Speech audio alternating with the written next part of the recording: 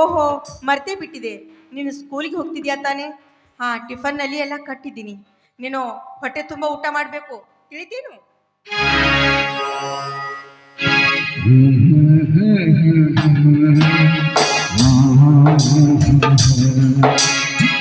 ಅವ್ವ, ಬೆಳಗ್ಗೆನೆ ಹೋದ ಚಿಕ್ಕಪ್ಪ ಇಷ್ಟು ಹೊತ್ತಾದರೂ ಬರಲಿಲ್ಲವಮ್ಮ. ಹೇಗಮ್ಮ ಬರ್ತಾರೆ?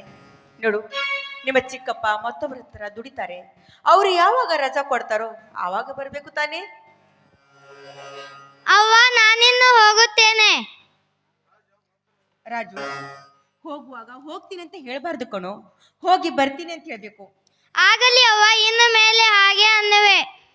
ಹಾ ರಾಜ, ಇನ್ನೊಂದು ಮಾತು ನೋಡು, ಯಾರಾದ್ರೂ ದಾರಿಯಲ್ಲಿ ಸಿಕ್ಕು ಏನಾದ್ರೂ ತಿನ್ನೋದಕ್ಕೆ ಕೊಟ್ರೆ ನೀನ್ ತಿನ್ಬಾರ್ದು, ಒಲ್ಲೆ ಅಂತ ಹೇಳ್ಬೇಕು. ಆದಷ್ಟು ಒತ್ತಾಯ ಮಾಡಿ ಕೊಟ್ರು ಬೇಡ ಅಂತ ಹೇಳ್ಬೇಕು. ಹುಷಾರು. ಆಗಲಿ ಅವ್ವ, ಹಾಗೆ ಮಾಡುವೆ. ರಾಜು, ಬೇಗನೆ ಬಂದ್ರು.